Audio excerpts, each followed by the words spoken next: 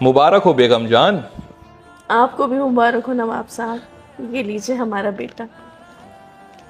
उल्लुल्लुल्लुल्लुल्लु, माशाअल्लाह। बेगम जान, इस खुशी के मौजू पर आपके चेहरे पर यह शिकन कैसी? नवाब साहब, आज आप हमें बता ही दीजिए कि आपने हमसे पहले 3 और निकाह क्यों किए।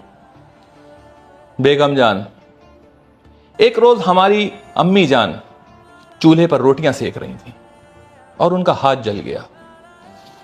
उन्होंने हमें बुलाया और बोली, शहजादे, हमारा हुक्म है कि कुछ ऐसा करो जिससे कि हमारा हाथ भी ना जले और रोटियां भी सिक जाए।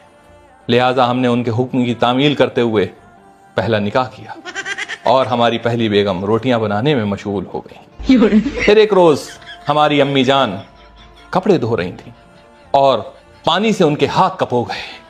उन्होंने हमें बुलाया और बोली, शहजादे, हमारा हुक्म है कि कुछ ऐसा करो कि हमारे हाथ भी ना भीगें और कपड़े भी धुल जाएं। लिहाजा फिर से हमने उनके हुक्म की तामील करते हुए दूसरा निकाह किया और हमारी दूसरी बेगम कपड़े धोने में मशगूल हो गई। फिर एक रोज हमारी अम्मी जान झाड़ू पोछा दे रही थी और अचानक से उनकी कमर में दर्द उठा। उन्होंने हमें बुलाया और बोली, शहजादे, हमारा हुक्म है कि कुछ ऐसा करो कि हमारी कमर में दर्द भी ना हो और झाड़ू पोछा भी हो जाए। लिहाजा हमने फिर से उनके हुक्म की तामील करते हुए तीसरा निकाह किया। अबे साले। और हमारी तीसरी बेगम झाड़ू पोछे में मशगूल हो गई। तो नवाब साहब, आपकी अम्मी जान का ऐसा कौन सा काम रह गया था जो आपने हमसे निकाह किया? बेगम जान, हमारी तीनों बेगमों ने इतनी शिद्दत से घर में काम किया कि हमारी अम्मी जान उनसे बेइंतहा मुतासिर हो गई और उनसे बेपनाह मोहब्बत करने लगी। इतनी मोहब्बत कि उन्हें जरा सी भी दर्द और तकलीफ में नहीं देख सकती थी।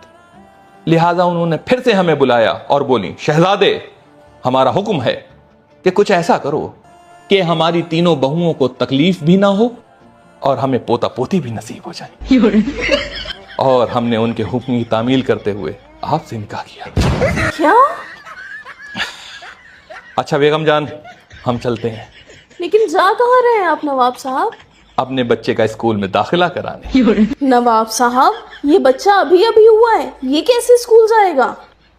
बेगम जान, हमारी अम्मी जान का हुक्म है कि दूसरा बच्चा जब पहला स्कूल जाए तब। नवाब साहब, बेगम जान, आप फिक्र ना करिए, हम आपके लिए ORS का घोल लेते आएंगे। मुबारक हो बेगम जान। आपको भी